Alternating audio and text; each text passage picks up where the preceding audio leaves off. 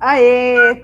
Mais uma Aí, reunião da AGEV de Minas Gerais. Eu passo a palavra aqui, então, para a presidente da AGEV de Minas Gerais, Erislene Morato, que vai abrir esse grande dia para a gente, que é o centenário da Clarice Lispector, esse ano de 2020. A gente está com uma convidada especialíssima, Fátima Quintas. Deixo para a Erislene fazer as honras. Oh, muito obrigada.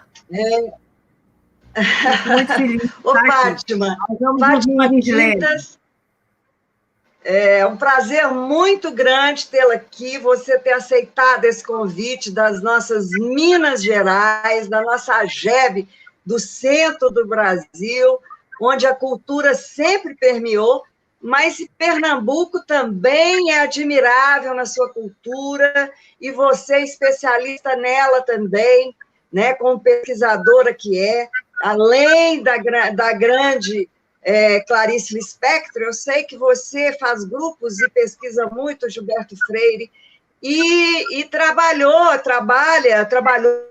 40 anos na Fundação Joaquim Nabuco. Então, a pesquisa é o seu afeto maior dentro da literatura, né? E eu sei que verdade, eu tive a honra de você conversar comigo e se abrir um pouco da sua história. Então, eu sei que você estudou na Europa, em Lisboa, e se especializou e fez pós-graduação em antropologia, né? Eu não estou ouvindo. O ser humano é o foco, né, da sua atenção. Ouvindo. Mas hoje nós vamos aqui falar, como bem você fala, sobre a Clarice, em homenagem aos 100 anos da Clarice Lispector, né?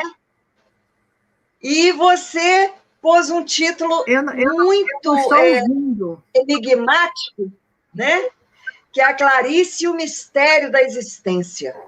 Então, esse mistério da Clarice, esse enigma que sempre foi a Clarice, nos encantou e nos encanta, e vai encantar ainda por muito tempo. Só um minutinho. Nesse momento, a gente está com a Fátima Quintas só verificando o áudio dela, né? Eu sou diretora cultural da AGEB, então a gente aproveita nesse instante para poder apresentar as que estão presentes aqui. Então, do meu lado já é a presidente da AGEB de Minas Gerais, Erislene Morato. Depois, do lado dela, cada uma vai se apresentando, que aí já faz o círculo. Marcos Araújo. Boa tarde a todas, todos que estão nos assistindo. É um prazer participar. Minha primeira reunião e estreia na AGEB. Muito prazer, ainda mais começando com Clarice Lispector, né? Tudo de bom. Exatamente. Nós estamos escutando bem. Parece que a Fátima não estava conseguindo ouvir a gente. É isso que estava acontecendo. Está ouvindo agora? A gente ouviu ela o tempo todo. Ela que não estava escutando a gente. Ok? Eu não estava conseguindo ouvir. Nós temos também Glorinha Mameluc, que é presidente da Academia de Letras de Montes Claros. É problema deles quando não ouvem. E a Fátima. Pronto, voltei. Vamos ver se agora a gente consegue um diálogo mais harmonioso em termos de audição. Fátima Quintas, para poder te apresentar, eu vou colocar até a nossa arte aqui da apresentação para a gente poder falar um pouco sobre você. Oh, meu Deus.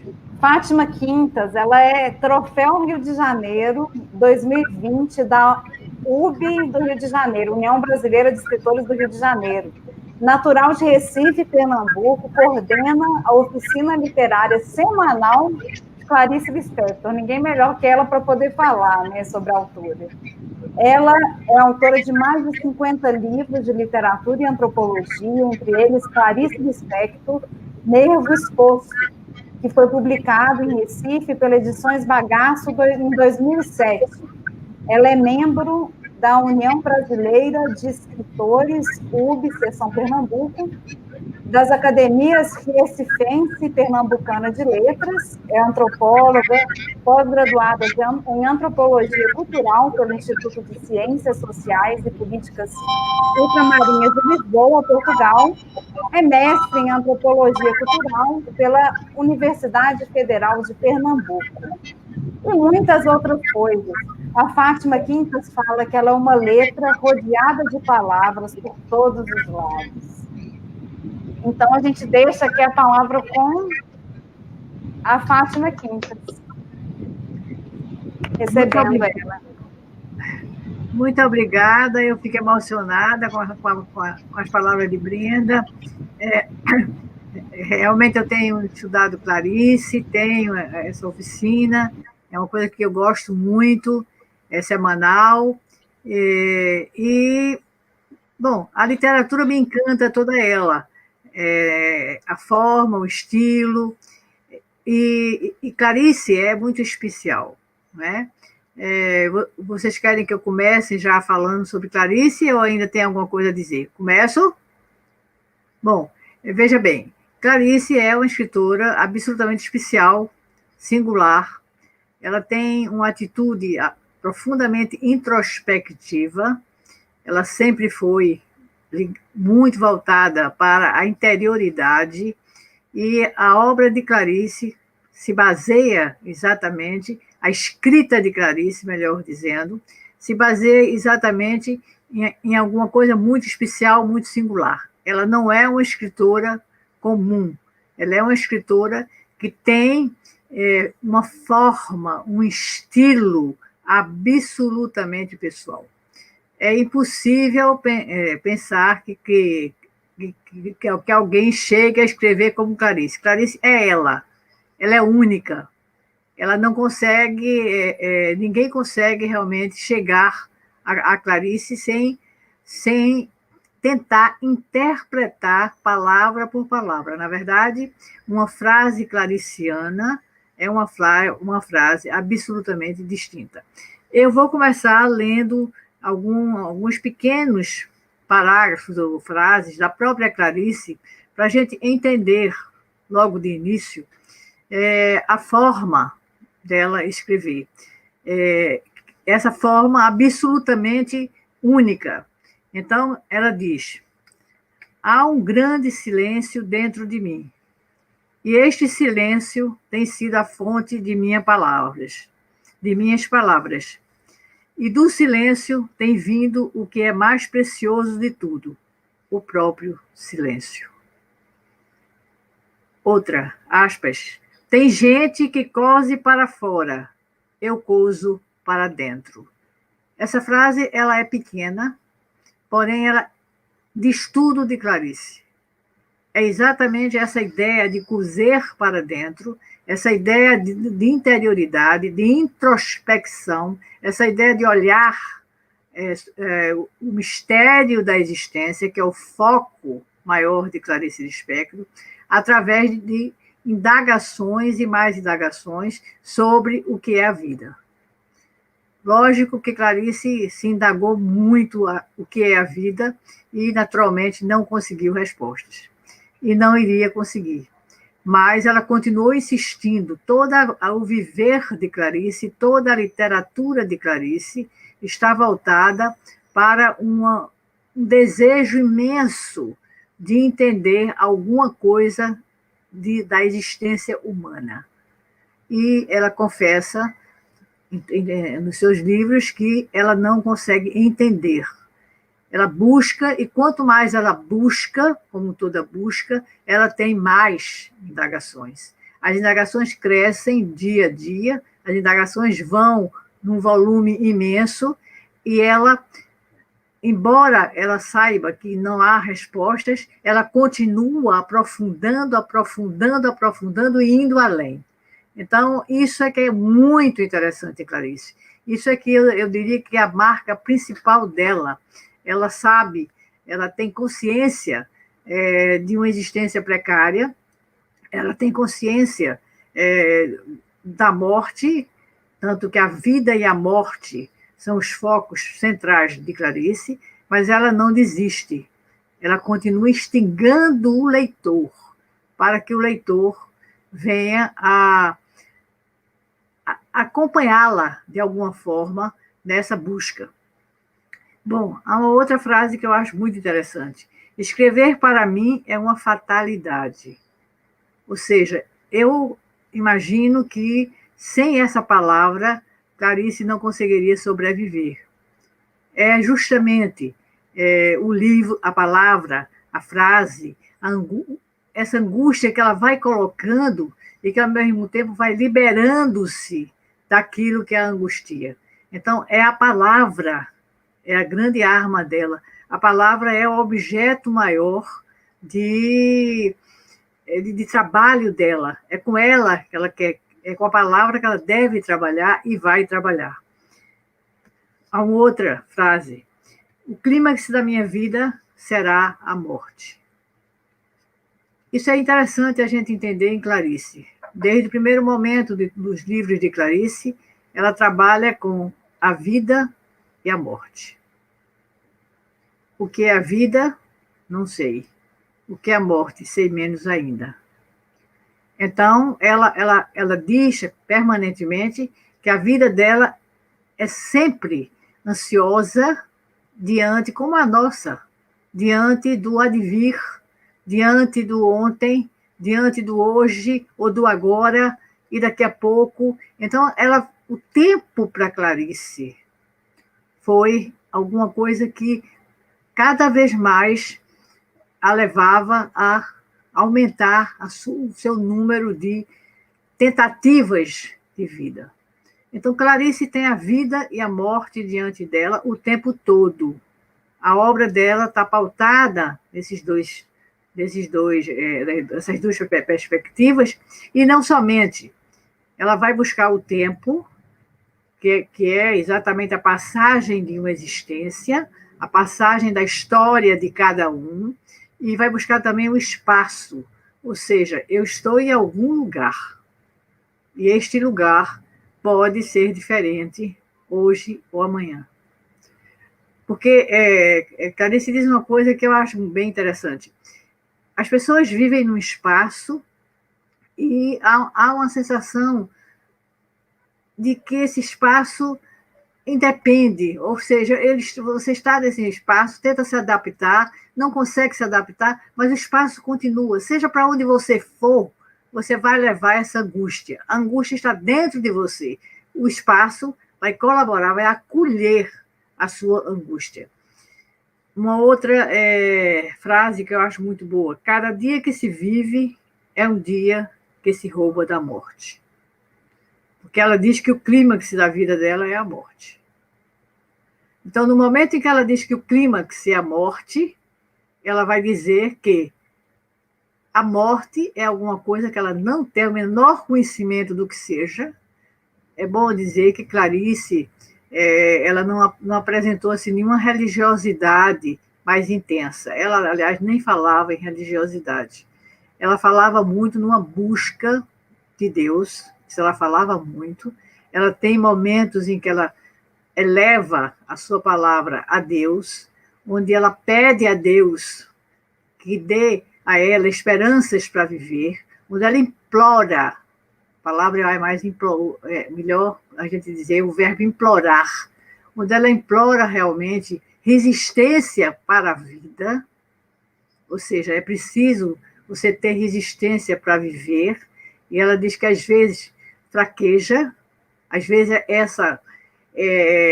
ela não consegue obter essa capacidade de viver e vai fraquejando, mas retorna. Então, há um retorno ao fracasso permanente da ausência das indagações, e há uma Clarice que vai vivendo, que vai vivendo. Deixa eu ver aqui mais uma. Nascer, veja como ela remete à morte. Nascer é o começo da morte. Então, o nascimento é uma alegria imensa, mas o nascimento é também começar a morrer. Desde o primeiro instante em que você vive, você está começando já a morrer. Então, ela, em Clarice, a gente verifica esse mistério da existência numa profundidade muito intensa. E ela não nega, e tampouco ela diz que quer ter menos profundidade, ela quer ter mais, cada vez mais. É a ideia da profundidade da existência que a leva a ainda ter coragem de viver. Liberdade. Uma outra expressão dela, liberdade é pouco. O que eu desejo ainda não tem nome. Então, veja a escrita dela, quando ela diz liberdade é pouco, o que eu desejo não tem nome. Ou seja, ela deseja alguma coisa que nem ela própria sabe o que é. E ela diz isso, eu não sei o que é. Eu desejo entender a existência. Eu não entendo a existência. A morte eu também não entendo. Então, o que é que eu estou fazendo? O que é o meu dia a dia? O que é o viver? O que é esse espaço? Ela diz, quando... Agora, é incrível como a questão da escrita para ela era a válvula de escape, era a salvação dela, era a escrita. E ela diz textualmente, quando não escrevo, eu estou morta. Então, a gente pode perceber claramente que a escrita era o canal de liberdade, ou o canal que ela poderia se aproximar de alguma coisa, da própria vida. Ela escolheu a escrita como a sua arma, vamos assim dizer, entre aspas, de sustentação de si própria. Veja bem, se vocês quiserem fazer perguntas, eu acho muito bom, porque o debate fica mais...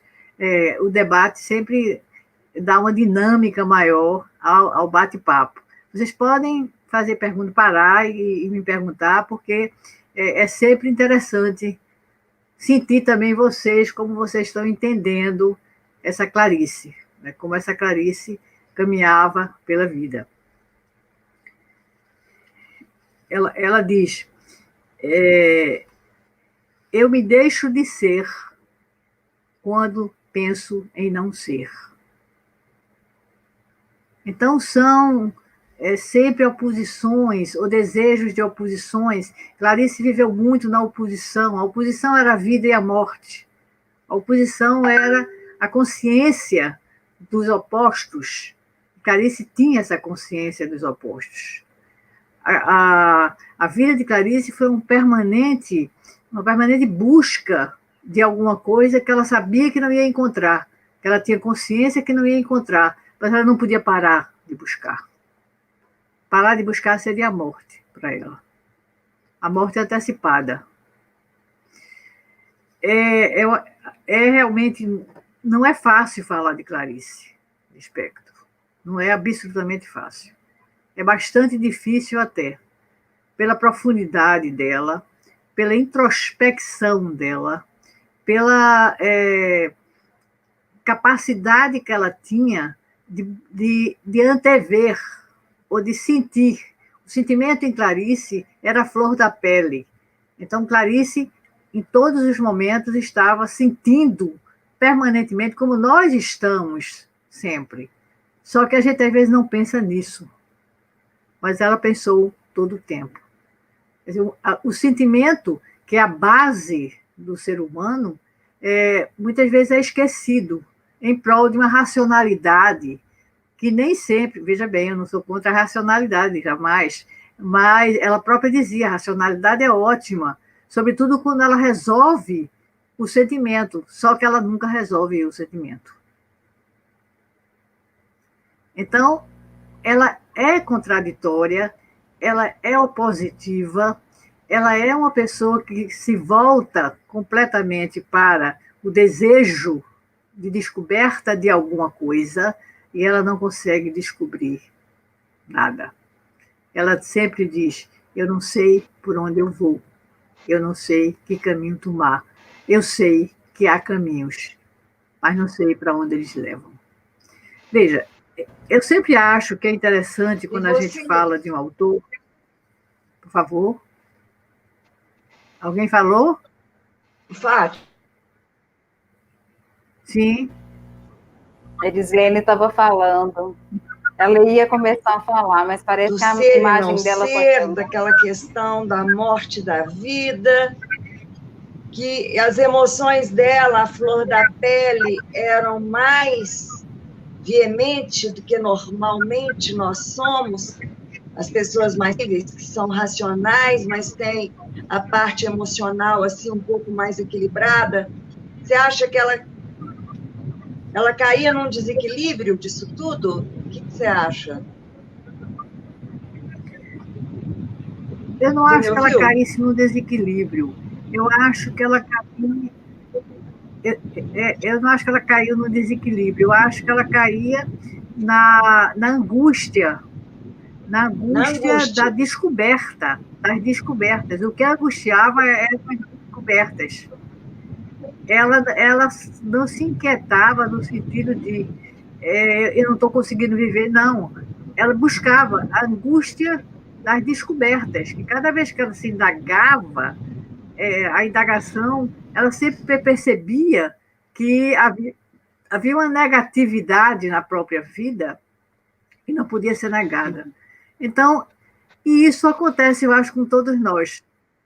Quanto mais a gente medita, mais Sim. a meditação é muito boa para tranquilizar, mas ela leva também a aprofundar as suas interrogações, porque só medita aquela pessoa que tem capacidade de mergulho, mergulho no sentido de interioridade. Por exemplo, alguém quer dizer alguma coisa? Por favor. Eu fico imaginando, né, que isso é como se fosse um abismo interior, né? Mergulhar naquele abismo. A escrita de Clarice me remete muito a isso, né? A esse obscurantismo, às vezes, que é mergulhar em si mesma também e perceber sobre a existência da vida. E é muito... Não, a gente está absorvendo tudo aqui, Fátima. Eu trouxe algumas frases, a gente trouxe algumas frases, né, da Clarice, que já que você está fazendo alguns comentários sobre as frases delas, eu proponho aqui de eu colocar um pouco de frase aqui para você também, se quiser comentar sobre. Sim. Uma é essa: eu tenho medo dos bobos e coragens absurdas. Pois é, isso daí eu acho que mostra justamente os antagonismos que em Clarice eram muito fortes, mas que ela própria dizia que não podia viver sem eles. Todas nós temos os antagonismos. Em Clarice, esses antagonismos eram constantes, mas ela se alimentava, na verdade, desses antagonismos. Ela não fugia deles. O que é interessante é isso, porque há muita gente que foge, que não quer pensar, não quer mergulhar. Benedito Nunes, que foi um grande escritor que analisou Clarice profundamente, ele fala em Clarice num conceito que eu acho absolutamente extraordinário. Ele chegou a um conceito que é o naufrágio da introspecção. Clarice representa o naufrágio, para ele, era o conceito da introspecção. Não é um mergulho, veja bem, naufrágio é outra coisa. É um naufrágio da introspecção. E ela não se esquiva desse naufrágio. Cada livro de Clarice é sempre... Porque Clarice não se preocupava muito com o enredo. Clarice se preocupava muito mais com a expressividade da linguagem. A visão muito mais do dizer, do eu, do ego, muito mais do que qualquer outra coisa. Então, quanto mais ela conseguisse realmente esse naufrágio, em busca de si, ela se achava mais animada a viver, ou menos desanimada, mas ela dizia, não importa, eu vivo permanentemente em oposições. Irei até a morte assim, nas oposições. Por exemplo, a obra de Clarice, como eu disse, ela não tinha assim uma grande preocupação com enredos maravilhosos. O primeiro livro de Clarice foi em 43, Perto do Coração Selvagem. E esse primeiro livro, o que é de admirar é que ela poderia ter pensado, eu vou fazer uma coisa mais amena para chocar menos o leitor, para agradar o leitor. Não, ela fez para valer. Ela fez exatamente tudo o que ela sentia. Esse livro não é, de maneira nenhuma, menos hermético do que os outros. Talvez seja um dos mais herméticos. E curioso é que, ao longo do tempo, ela vai escrevendo. O último livro dela é mais ameno, A Hora das Estrelas. Ela traz um enredo mais completo, ela traz um personagem que eu acho fantástico, esse personagem, que é Macabeia, que vocês devem conhecer. Na minha opinião, isso é opinião pessoal, Macabeia é ela. Aquela nadificação de Macabeia, aquela inocência diante da vida, eu acho que era muito ela, no sentido de, eu não sei nada. O que é que eu sei? Coisa nenhuma. Quanto mais eu escrevo, menos eu sei. Quanto mais eu naufrago, menos eu consigo entender-me. Então, esse naufrágio da introspecção, que eu, como disse, considero uma expressão de Benedito, não é minha essa expressão, esse conceito, é extremamente explicativo ou feliz em relação à Clarice. Porque Clarice, ela tinha muitas vezes rupturas muito bruscas dentro do seu próprio texto. Ela está falando uma coisa, daqui a pouco ela passa a falar noutra, mas sempre ligado à sensibilidade, ao sentimento, à interioridade. Todos os livros dela estão absolutamente envolvidos com esse ego. Eu acho que o menos dos livros dela, o que menos ela trabalhou essa angústia, trabalhou sim, mas deu um enredo, pelo menos, é A Hora da Estrela, que é Macabeia. Macabeia é uma figura fantástica. Quando ela escreve A Paixão segundo GH, em 64, há uma história aí, porque, veja, eu sempre acredito que no escritor, um pouco da vida, a gente saber um pouco da vida do escritor é muito importante. Aliás, de todo mundo, porque nós somos o resultado de tempos. Nós somos o resultado de somatório de horas, de instantes, de minutos. Então, há uma história, e a única história que é única, a única, que tem duas vezes propositadamente, é a nossa história. A minha não é igual a de nenhuma de vocês.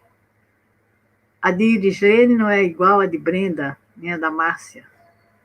Então, essa história que é só nossa, e que nós não damos muito valor a isso, mas ela é única e só nossa. Gilberto Freire dizia uma coisa com que eu concordo inteiramente, aliás, quem sou eu para discordar de Gilberto, mas que ele dizia que interessava a ele, o que mais interessava a ele eram biografias humanas. Porque é através da biografia que você chega à cultura, é através da biografia que você chega à sociedade. A biografia representa a sociedade, desde que ela seja realmente uma biografia mais fiel, desde que ela não seja uma biografia ficcional. Então, quando Gilberto tem esse amor à biografia, e ele tinha um amor intenso à biografia, demonstra justamente que é essa biografia que vai revelar realmente o ser humano e vai revelar a cultura que esse ser humano vive e vai revelar a capacidade que esse ser humano tem de viver. Porque um outro aspecto é essa capacidade, né? Que em Clarice, por exemplo, ela dizia que há dias que eu só vejo a morte, e há dias que eu vejo mais a vida. Mas se eu somar, Clarice dizia, se eu somar, eu chego muito mais a dias perto da morte do que dias perto da vida. Então, veja como é uma angústia permanente, é uma necessidade permanente. Quando Clarice casa, eu acho que vocês sabem, talvez eu vou narrar um pouco a história dela, porque talvez isso ajude a gente. Veja bem, Clarice, ela nasce no dia 10 de dezembro de 1920. E ela, com 4 anos, ela vai, todo mundo sabe disso, eu acho que estou apenas repetindo, mas todo mundo sabe. Eu estou olhando aqui para ver se me ajuda a falar em Clarice. Ela vai para Maceió, porque a família estava sendo perseguida, os judeus estavam sendo perseguidos por conta da Revolução de 1917 na Rússia. E Clarice nasce na Ucrânia. Agora, veja como ela tem uma condição migrante da qual ela não suportava. É lógico que uma mulher voltada para a introspecção não pode gostar de estar migrando. Ela nasceu vindo para o Brasil.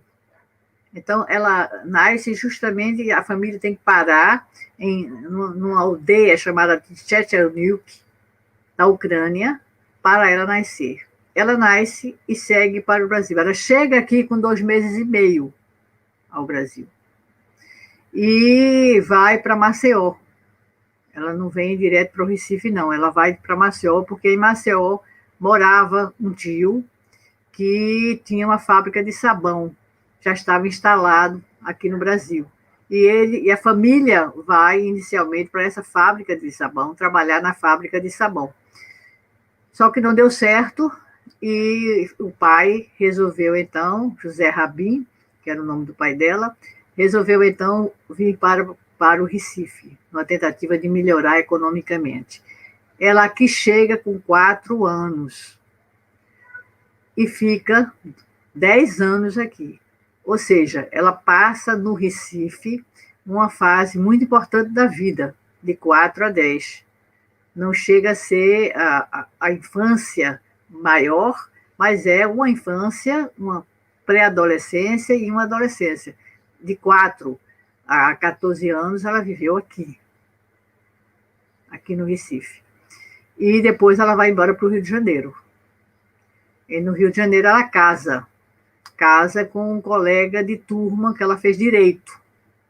Então ela casa com um colega de turma, e esse colega de turma resolveu se encaminhar para a diplomacia.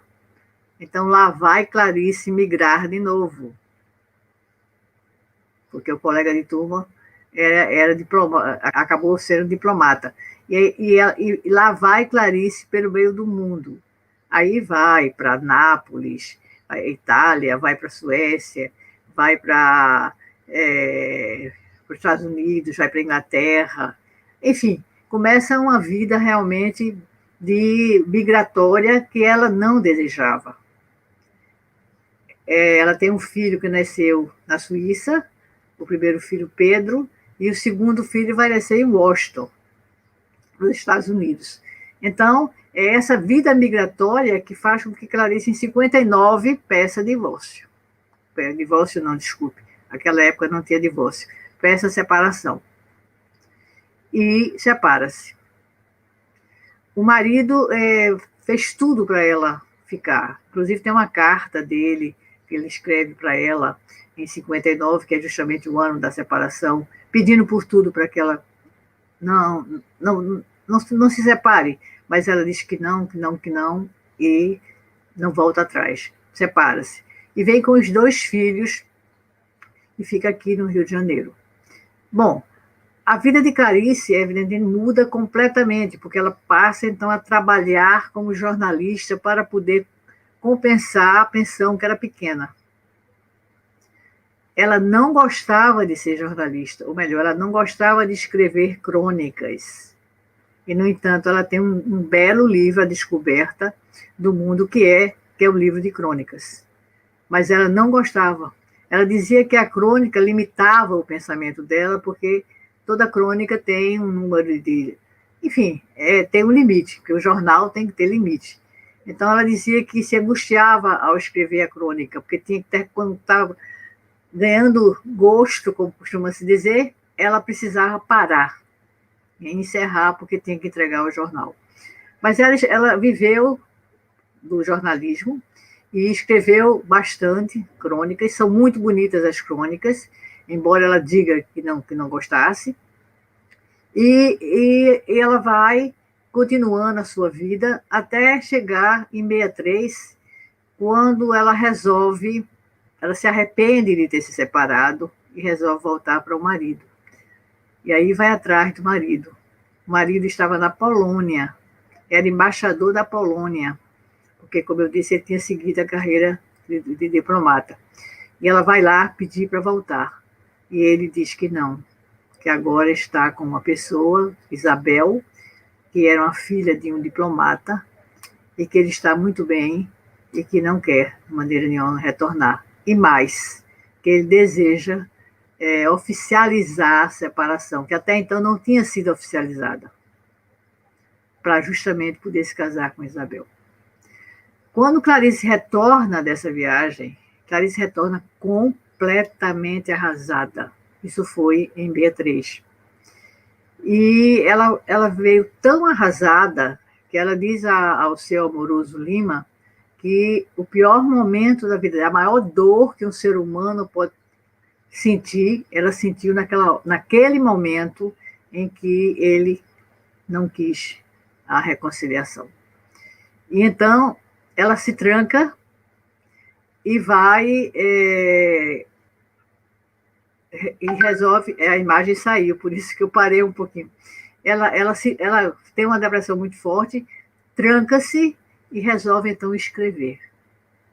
É quando ela escreve o melhor livro dela, A Paixão Segundo GH. É interessante que parece que os grandes livros dos escritores são escritos em momentos muito especiais, porque Clarice estava no máximo desespero, intimamente falando, quando ela escreve A Paixão Segundo GH. E aí vem a pergunta que todos que estudam Clarice tentam fazer e não tem resposta. Quem é GH? Por que Clarice colocou iniciais? GH seria gênero humano?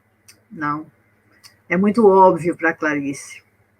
GH seria, por acaso, um ser humano tão inacabado que não merece ainda ser definido, não merece ter nome? Veja, ela estava num momento muito difícil, num momento de uma negativa do marido.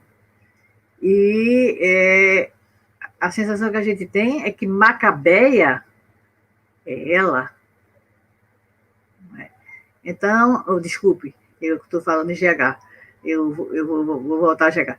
Então, a sensação que a gente tem é que GH é uma pessoa realmente um tanto desesperada, porque seria um pouco, todo escritor se coloca no texto. Há uma pessoalidade na literatura, e em Clarice, então, essa pessoalidade é absolutamente óbvia.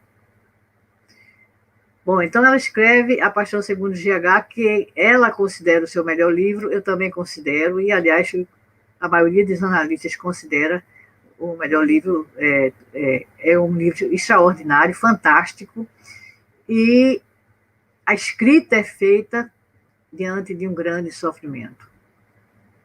Então, Clarice vai buscando sua vida, sempre tentando amenizar essa angústia, mas ela nunca conseguiu realmente esse amenizar. Isso foi literalmente um engano que ela própria diz.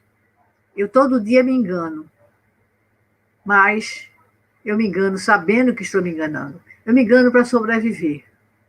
Acho que vocês sabem que Clarice, ela era filha de Pedro e Marieta Lispector, e isso é importante a gente saber, porque Pedro era pobre, o pai, porém, ele gostava muito de ler e tinha grande conhecimento da Bíblia. E gostava muito de matemática.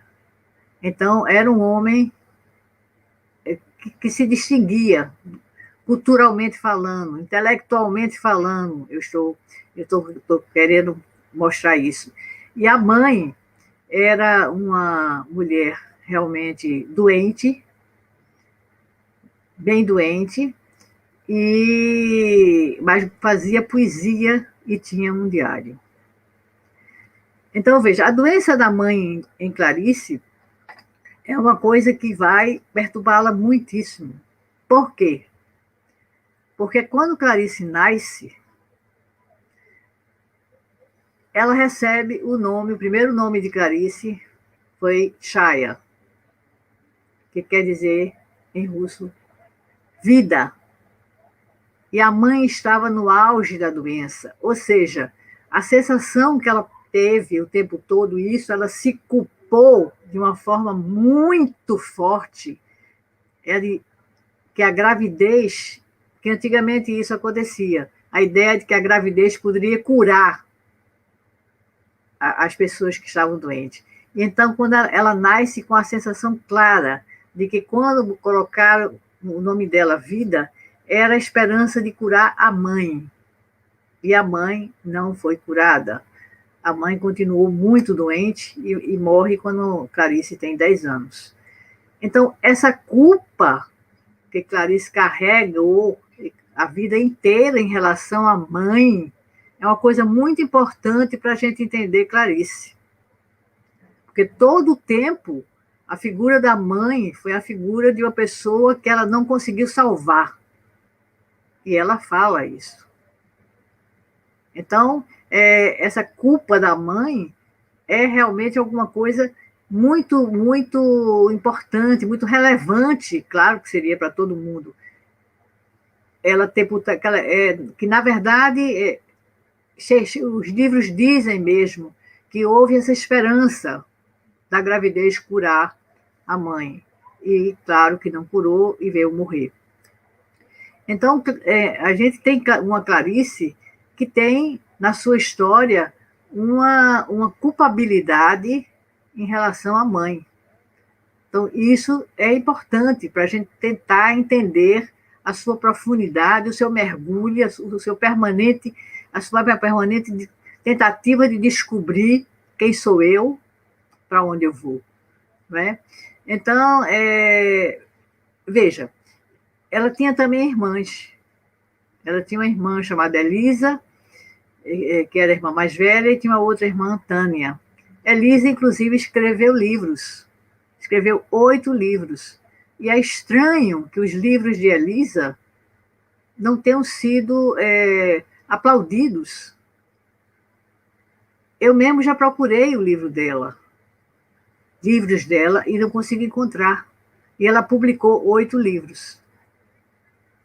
Então havia já na família uma tendência, porque o pai era culto, a mãe era uma pessoa que não era inculta, os pais foram cultos.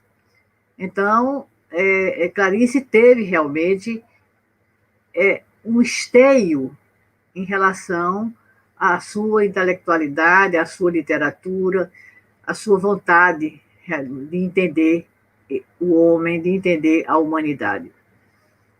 Bom, eu vou fazer aqui um parêntese, porque quando eu comecei a estudar Clarice, e que fui atrás da sua biografia, e que descobri que a irmã dela, que ela tinha uma irmã chamada Elisa, eu achei uma coisa estranha, que eu tenho uma irmã também chamada Elisa. E não é comum o nome Elisa. É pouco comum. Aí eu disse, meu Deus, que coincidência para mim assim, quer dizer, alguém também que tem uma irmã chamada Elisa, e uma pessoa que eu estou estudando, eu começava a estudar a Clarice naquela época.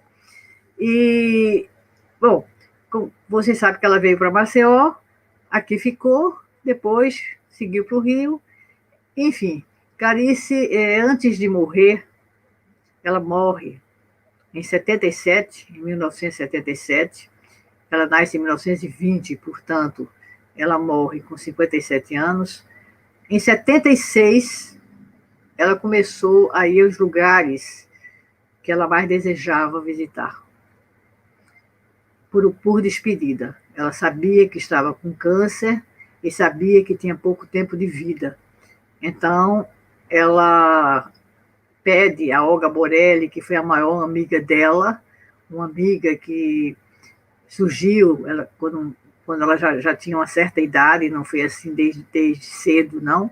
A Olga Borelli vai ser a maior amiga dela, e inclusive foi quem assistiu à morte de Clarice, e que ficou com ela todo o tempo. Olga Borelli diz, no seu livro, ela tem um livro, ela diz, Clarice não era fácil de conviver com ela, e nem poderia ser fácil, pela capacidade que ela tinha de captar as coisas, e pela profundidade, pelo mergulho existencial, por esse naufrágio, né, como foi dito por Benedito Nunes, esse naufrágio da introspecção.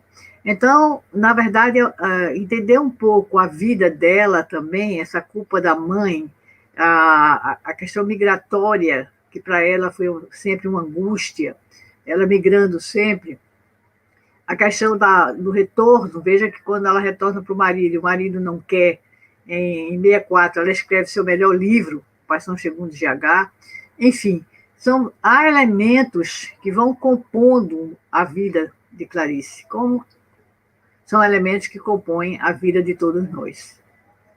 É evidente. Então, é sempre bom a gente ter em mente, eu não sei se vocês conheciam a biografia, vocês conheciam já a biografia dela? Só abrindo aqui. Eu conheço algo da biografia da Clarice, sim, Fátima, inclusive sobre essa questão da diplomacia, né, de ser o tempo que ela ficou casada com o marido que era diplomata. Tem um livro que ela escreveu, foi reunido, aliás, a partir de cartas que ela escrevia para as irmãs, que chama Minhas Irmãs. Eu tenho esse livro, e aí tem toda essa relação, né, como que ela ia passando pelas viagens, pelos países, e escrevendo para as irmãs dela, toda essa relação de proximidade que ela tinha, e de carinho com as irmãs, já que você falou numa das irmãs aí. Isso, inclusive, esse livro chama-se Minhas Queridas. Minhas Queridas. E ele é muito interessante, porque a gente percebe o que é muito comum, ela rogando, o termo é esse mesmo, rogando para que as irmãs escrevessem para ela. Ela sentia falta das cartas, não sei, você leu, deve lembrar. Ela pedia, pelo amor de Deus, escrevam, por que é que vocês não escrevem? Normalmente a pessoa que está fora tem esse sentimento, se escreve pouco. Não, por que vocês não me respondem? Por favor, me respondam. O que é que eu faço para que vocês me respondam? Todas as cartas quase imploravam isso, entende? Então, a gente percebe que, claro, mas isso é muito comum. Eu morei fora há 7 anos e tive exatamente essa mesma sensação. A gente escreve com vontade louca que a pessoa responda, e as pessoas não respondem. E a gente fica numa ansiedade, numa angústia imensa. Quem morou fora, vocês devem, algum de vocês, eu não sei se já morou fora, muito tempo, né? Eu morei 7 anos fora. Então, isso que ela sentia, né? Ela ficava numa angústia terrível, porque as irmãs e minhas queridas não atendiam ao apelo da escrita. Isso foi uma boa lembrança. Mas vocês querem fazer alguma pergunta? Querem saber mais alguma coisa de Clarice? Eu devo ter esquecido muita coisa, estou olhando aqui para ver se... Fátima, eu gostaria só de dar um testemunho. Aqui em Montes Claros, nós temos uma academia feminina de letras, que eu fui a primeira presidente, uma das fundadoras. E esse ano a gente lançou uma coletânea agora. Elas por Elas. Não sei se está dando para ver. Chama Elas. São escritoras da academia falando sobre escritoras. E ele foi todo dedicado a Clarice Lispector. Esse livro aqui está sendo lançado agora. Tá? Eu achei interessante o tema da palestra, porque eu aprendi muito com você, e porque essa coletânea é dedicada a Clarice Lispector. Agora, eu quero te fazer uma pergunta que não tem nada a ver com Clarice Lispector. Você conhece Melquiades Montenegro, em Recife? É grande amigo nosso, viu? É também escritor, ele prefaciou um livro meu. Eu quero te dar os parabéns e dizer que eu aprendi muito sobre Clarice com a sua palestra. Quero Fico contente com isso, tá, porque realmente a gente parece que quando conhece muito o autor, é mais difícil de falar do que quando conhece menos. Eu sinto dificuldade porque são tantas variáveis, são tantos momentos de Clarice, que às vezes a gente não diz um momento melhor, diz aquele que é menos significante para ela do que aquele que era mais significativo. Mas isso acontece. Eu gostaria que vocês fizessem mais perguntas para dinamizar um pouco. Diga lá, Márcia. Habilitar aqui. Eu conhecia um pouco da história de Clarice, te agradeço, porque, com certeza, aprendendo mais, conhecendo mais, né? E você fala com muita propriedade, assim, é muito bom isso. Enquanto você me falava, eu estava me lembrando de Flor Bela Espanca, que eu acho que tem aí um link entre as duas, porque a obra, as melhores são nos piores momentos. E eu, às vezes, também, assim, a produção, quando eu escrevo, geralmente é naquele momento que eu não estou muito bem. Então, essa angústia que leva a gente para frente, que proporciona a gente essa catarse, ela costuma produzir bons frutos. E você também vê essa relação de Flor Bela Espanca e Clarice. Claro, eu acho que Flor Bela é uma outra, eu não conhecia tanto a vida particular de Clarice, né? Conheço um pouco mais de Flor Bela. Mas você vê esse link entre as duas? Eu acho que tem, sim. Flor Bela é uma grande escritora, né? E tem, sim, um link entre as duas. Eu concordo com você perfeitamente. É interessante que Clarice, quando se perguntava a ela, não é o caso de Flor Bela, que é posterior, mas quando se perguntava a Clarice quem a influenciara, né? Não é o caso de Flor Bela, como eu estou dizendo. Flor Bela foi influenciada por Clarice, é o contrário. Mas, ao perguntar, mas aí eu me lembrei, fiz uma associação me lembrando de pessoas que influenciaram Clarice. E ela dizia que, por exemplo, não tinha sido influenciada por Joyce, quando, na verdade, a gente sente a influência de Joyce, e, sobretudo, porque ela tem um livro, Perto do Coração Selvagem, que é o primeiro livro dela, que eu falei, inclusive, nele, que foi retirado de uma epígrafe de Joyce. Então, ela diz que não tem influência por Joyce. A influência que ela fala mais em outras influências mais femininas, de outras mulheres, mas que não fala em Joyce. E a gente sabe que teve. Ela não gostava muito de dizer em relação às influências. É engraçado isso, Clarice, porque ela achava que tinha uma certa autonomia, ou seja, uma certa identidade, uma identidade tão profunda que ela teria ultrapassado as próprias influências. Entende? E isso ela não dizia, mas a gente sentia isso nela. Ela é como se ela dissesse, não, ninguém me influenciou, não é verdade? A gente sabe que tem influências, que tem influências. Virginia Woolf, por exemplo, ela aceitou, quando se falou em Virginia Woolf, admitiu que Virginia Woolf tivesse, mas Joyce, ela parece que tinha alguma coisa contra Joyce, porque com Joyce ela ficava com raiva, e, no entanto, estranhamente utiliza um epígrafe de Joyce, o título Perto do Coração Selvagem. Então, são essas coisas, são as contradições do ser humano, não é? Mas, em Clarice, realmente, a gente não pode negar que é uma escritora que tem uma singularidade enorme. A gente não pode negar. Não pode dizer... E uma profundidade, né? Como?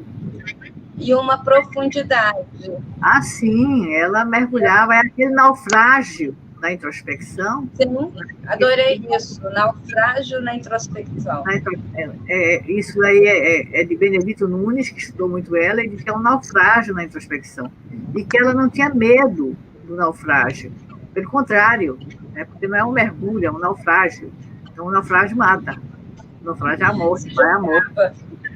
E que ela viveu a vida inteira buscando a própria morte. Diga lá, por favor. Pode.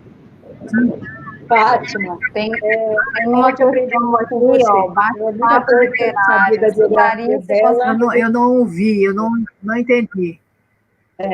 Eu podia repetir? Não. Sim. Oi, eu sou Maria Delboni, né, que já complementou, mas eu disse que eu aprendi muito com você hoje, que muita coisa eu não sabia dela. Mas eu estava fazendo um contraponto aí, quando você disse que o autor é muito da sua biografia, a gente estava, e que a gente se liga também ao estilo de época, às correntes do momento. Então, a gente vê aí, como a Clarice, por exemplo, que está no modernismo, né, ela nasce antes do 22, que é o modernismo, e ela já está em pleno modernismo, mas ela ainda se pega nas correntes do romantismo. Mas isso porque ela tem agora, fiquei sabendo, né, do nascimento, a morte está muito arraigada nela, né, está muito assim, essa introspecção já vem de berço. Então, é isso que ela traz, o que ela traz nas suas poesias, quando a gente fala de introspecção, é justamente isso, é de berço, reminiscências de berço, né? E que vai voltar, a gente fica pensando que ela está voltando ao romantismo, que é aqueles temas do romantismo, que seria a morte, a angústia, o pessimismo, tudo isso que são características de um estilo anterior, que está aí agora presente no trabalho dela, mas tem um porquê. E quando a gente fala nisso, eu mesma sou uma pessoa que sou muito ligada a essa parte introspectiva, muito ligada, talvez, a essa parte de angústia, e que certamente tem alguma ligação com a minha biografia, não sei, mas deve ter, caso para analisar. Tem que sim, com certeza. Mas muito obrigada pela palestra. Eu que agradeço. Eu estou profundamente emocionada e estar falando para vocês. Clarice, quando ela nega as influências, e ela diz também uma coisa em relação ao que você falou, porque o modernismo também se chega. Há alguns analistas que admitem que ela é uma modernista. E ela sempre disse uma coisa, e disse muitas vezes, várias vezes: por favor, não me classifiquem. Eu não tenho classificação. E, por favor, não me classifiquem. Então, é claro que o modernismo fala muito na possibilidade dela ser também uma corrente modernista, mas há de se respeitar eu não quero ser classificada. Eu não, por favor, não me classifiquem. e como romantismo. Então, ela, no fundo, ela é uma mistura de muita coisa. Ela dizia, inclusive, eu misturo tudo, eu não gosto das coisas únicas, eu gosto das coisas multiplicadas, eu gosto das coisas que têm várias que possuam variáveis inúmeras. Eu não gosto de nada único. Então, ela dizia, não me classifiquem, por favor. Me deixem à vontade. Mas muita gente fala no romantismo e fala no modernismo também. Alguma pergunta a mais? Sim, é isso. Não, está bem esclarecido. O que me ressaltou, que me chamou a atenção, quando você disse dessa introspecção, desse naufrágio na introspecção, né? Acontecia com os nossos poetas românticos, mas acontece muito ainda hoje com os nossos poemas, os nossos poetas do modernismo. Então, isso é uma característica própria, não é da época, não é um estilo recorrente. É um estilo recorrente, mas ele não é uma característica da época, é do próprio autor, é do sentimento íntimo que ele tem, de uma vivência, de tudo isso que você acabou de falar. Isso é bem esclarecedor, eu achei bem esclarecedora a sua palestra. Como eu te disse, muito obrigada. Para mim, eu que agradeço. E agora, realmente, eu acho que a classificação é sempre limitada, né? Ela é muito... Então, classificar uma autora do nível de Clarice Lispector é muito difícil. E ela dizia muito, por favor, não me classifique, eu não quero, eu fujo de qualquer classificação. Ela era única, ela é única ainda, ela é singular. Há quem tenta imitá-la, mas não chega nem por perto. Não chega mesmo. Né? Isso aí. Isso mesmo, realmente. Olha, a Ana Maria Torinho, né, chegou agora, não sei se ela queria já fazer uma pergunta. Eu vou falar um pouquinho, perguntar. Inclusive, tem uma pergunta de quem estava assistindo. Se você acha que Clarice viveu a sua escrita. Isso foi pergunta, não está escrito quem que é, bate-papo literário. Eu achei interessante, porque eu, no meu parecer, eu acho que ela viveu intensamente, porque ela naufragou em si mesmo, né? Introspectivamente, angustiadamente, pondo para fora todo o seu thanos, né? Que é o sentimento de morte, e o seu sentimento de vida também. Então, desde essa impactação dessa história que você contou, que eu não sabia, da morte da mãe, então, ela se culpar com isso é muito forte, né? E a presença da mãe é uma coisa que é fundamental na existência de todas nós, né? Porque a gente se espelha. Então, ela se espelhar na morte, né? Aquilo arrancou dela. Então, agora, o melhor livro, Se a Paixão aqui, segundo o GH, você tem alguma ideia de quem seja o GH? Uma coisa particular sua. Veja, eu acho que GH... Eu tenho já. Você tem, então eu quero saber também. Porque todo mundo quer saber. Olha, o que eu tenho é o seguinte: esse livro foi escrito após uma dor mais profunda, que ela mesma disse, que foi a perda dessa escolha que ela fez, num período, talvez, cansada de migrar tanto, de emigrar tanto, né? E querer se radicar, ela se separa. Mas ela viu que o sentimento dela era mais forte, foi atrás dele na Polônia. Aí ele dá esse golpe de, como diz, de machado nela, né? Na cabeça dela, né? Foi um algoz, foi né? Porque ele já estava noutra. E ela estava noutra, não teve conexão. Então, a dor foi tão profunda, e ela escreve o melhor livro dela, um romance e eu acho que a gente realmente produz nos momentos mais marcantes de emoção suprema. E, realmente, a emoção suprema vem com dor. É muito raro ser de alegria, de satisfação. Acontece. Mas essas não nos marcam tanto como da dor, da perda. Então, eu acho que esse GH era simplesmente a dor dela, que ela sentiu em relação à perda do grande amor da vida dela, que foi esse marido dela. Esse GH tem um simbolismo. Para mim, é isso, né? Para mim, está bem claro o GH, que ela, claro, não pôs a inicial do marido, que ficaria muito na cara, e não é coisa de Clarice. Então, ela se definiu como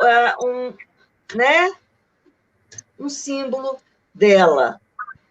Eu acho isso, mas eu concordo com você. Tudo é o marido, essa dor, dessa perda abissal, né? Porque ganhar um não, né, assim, de uma coisa que ela tinha esperança, claro que ela tinha esperança, senão ela não teria ido. E tinha vontade, tinha amor, né, para oferecer. E aí ela foi pega de surpresa dessa emoção dela, né? Ela tinha realmente muita esperança. Ou foi a perda, a quebra, uma morte na autoestima. E aí também surgiu. Pode ser. Eu queria ler, eu não li esse livro, quero ler, vou ler.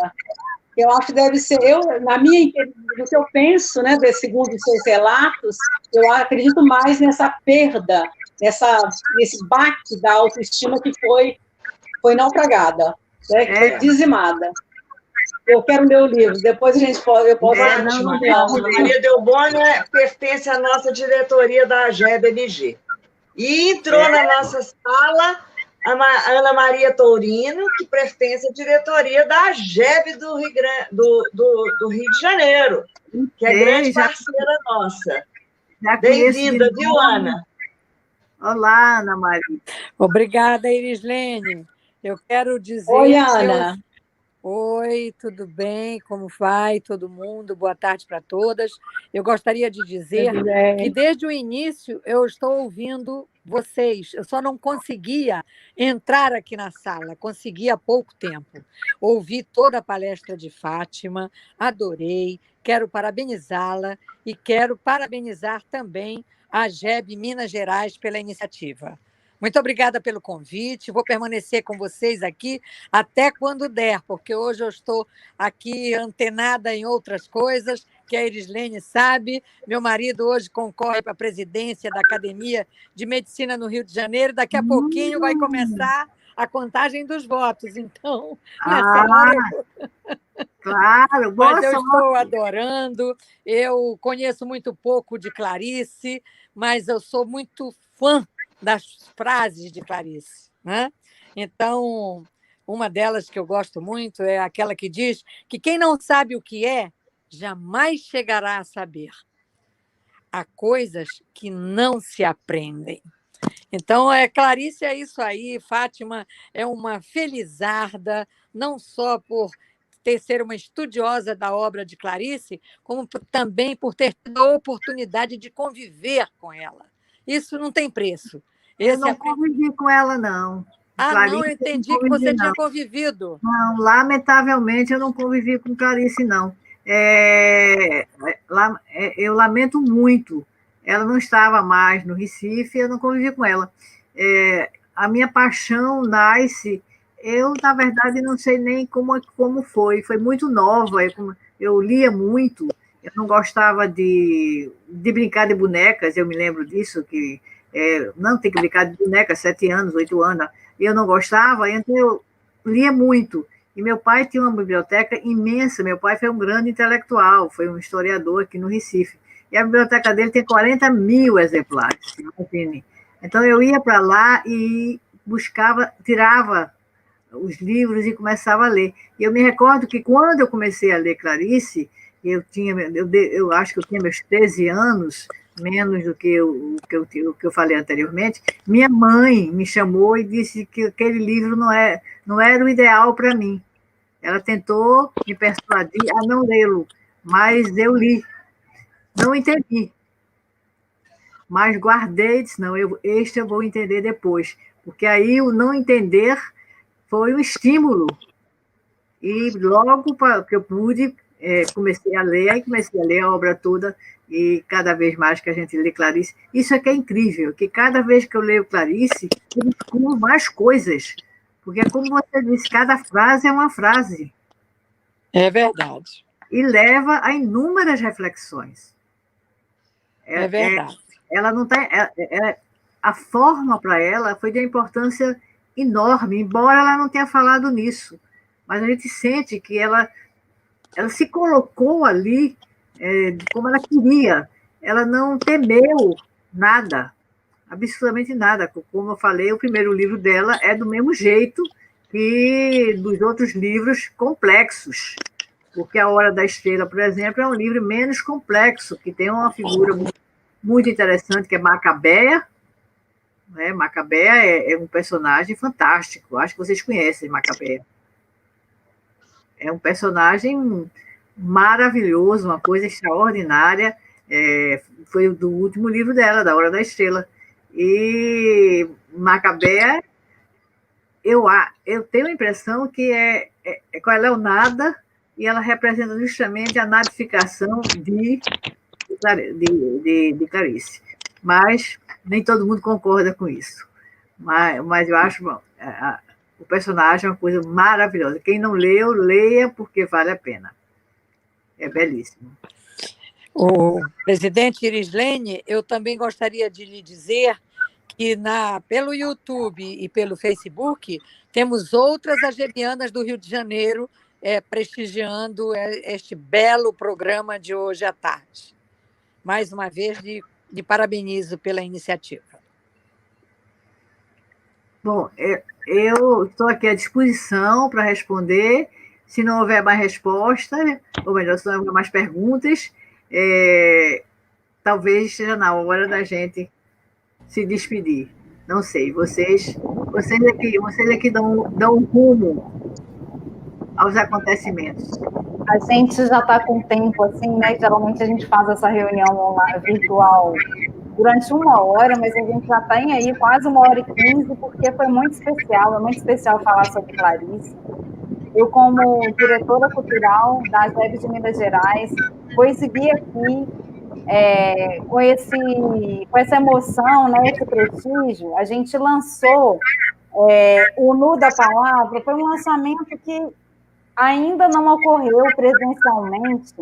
Aqui em Belo Horizonte, a gente está agendando, por causa da pandemia, evidentemente, tivemos de adiar, mas a gente foi prestigiada com um carinho que a de Andréia Portugal exibiu, então, o livro Nu da Palavra, que é a coletânea da AGEB de Minas Gerais, no estande da Editora Sem Fronteiras, no Salão do Livro de Portugal, Feira do Livro de Portugal, 90 anos que está fazendo, e ela nos mandou essa foto com uma mensagem muito carinhosa. Agradecemos, então, a de Andréia Portugal, que é uma madrinha aqui da AGEB de Minas Gerais e é da AGEB do Rio de Janeiro.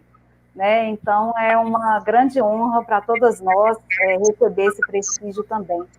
E, Fátima, nós enviaremos para você, no seu endereço, que a gente vai pegar depois, uma coletânea nossa do Nu da Palavra, porque é uma grande honra realmente estar com você.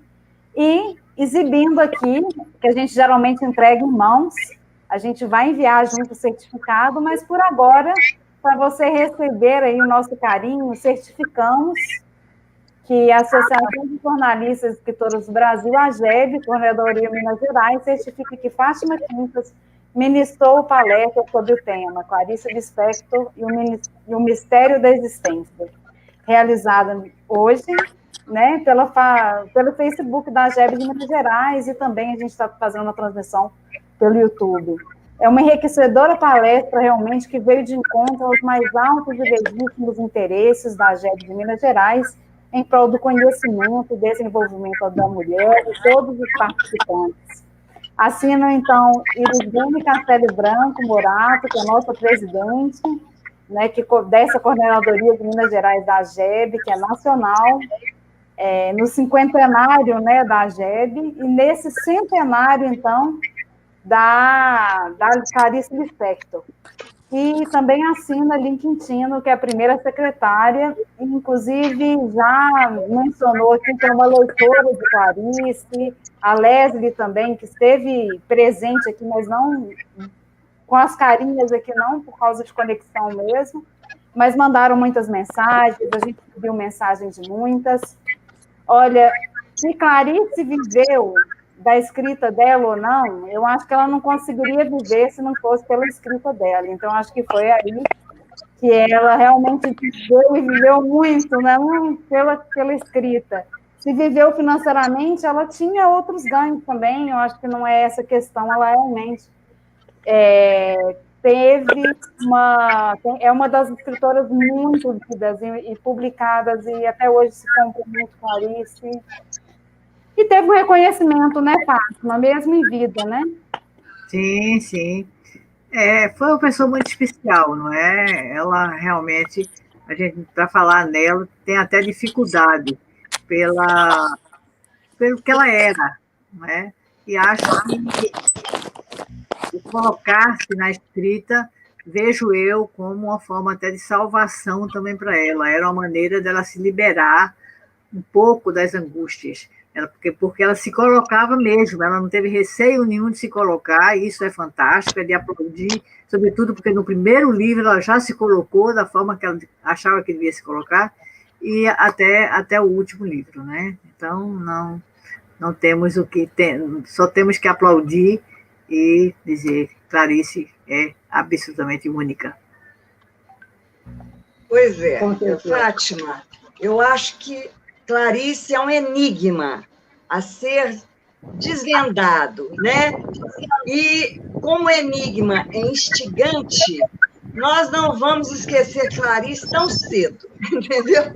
Eu acho que ela vai ser trabalhada por muito e muito tempo. Agora, as frases dela é de uma reflexão imensa, e os livros também, né? Que estão contidos todas essas frases.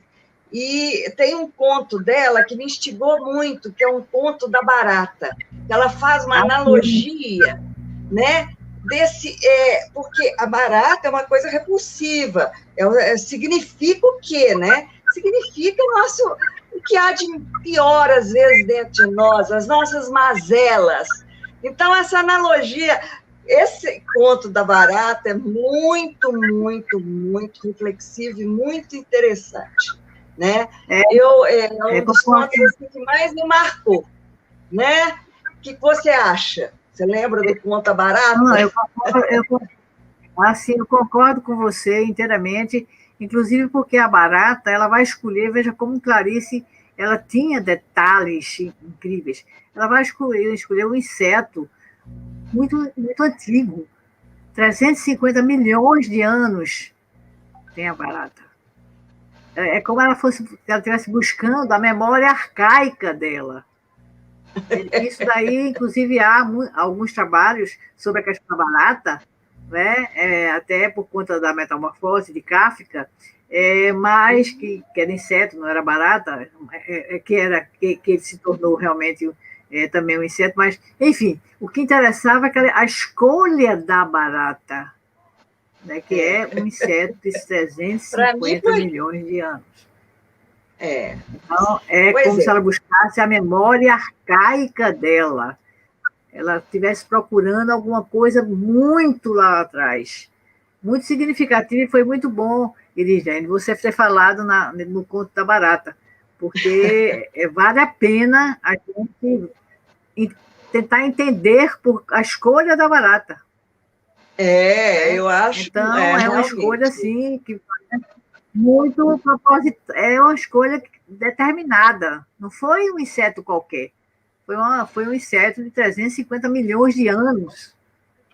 Então, é algo muito arcaico que ela quer lá para trás. E como ela sempre buscou a memória, eu acho que a memória foi o patamar único de Clarice. Eu quero, é minha memória, é a memória de todos nós, e isso é muito importante, porque hoje em dia a memória não está tão, não se busca tanto, né? Valorizada, né?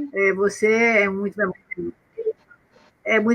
está banalizado, e você é muito memorialista, o que quer dizer, você é muito do passado, ou você tem que viver o presente e não está buscando esse passado. Eu acho exatamente o contrário, eu acho que o passado é que vai nos dar esteio para o presente.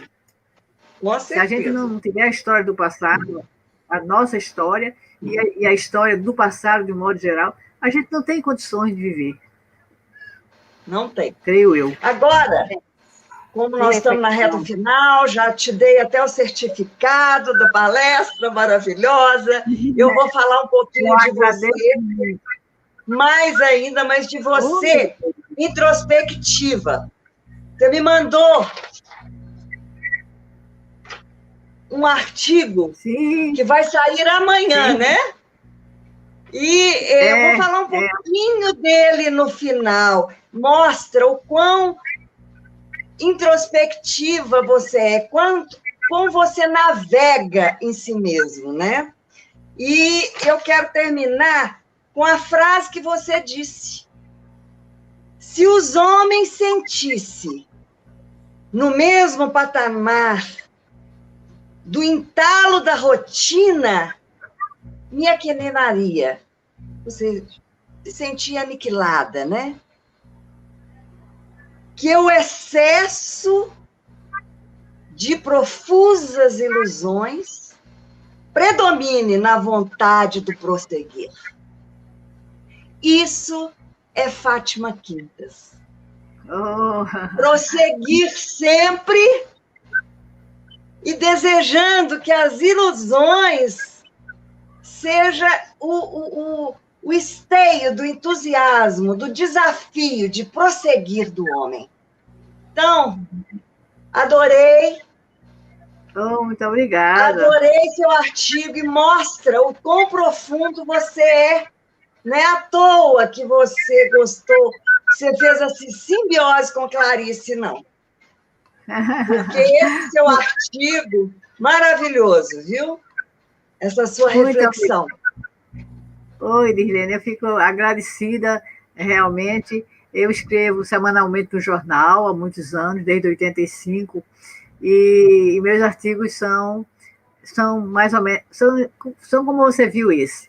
E eu vou, só para a gente terminar, mas eu vou narrar uma pequena história. É que quando eu comecei a escrever, minha mãe sempre lia tudo que eu escrevia, e ela dizia, minha filha, não escreva não, no jornal não. Esses artigos não são para jornal, esses artigos são para livro, porque por conta do intimismo, por conta do mergulho, e não vale a pena levar assim ao público de uma maneira geral. Não escreva. E eu deixei de escrever uns 3 ou 4 anos. Só depois que ela faleceu é que eu consegui voltar a escrever. Ela tinha razão, realmente.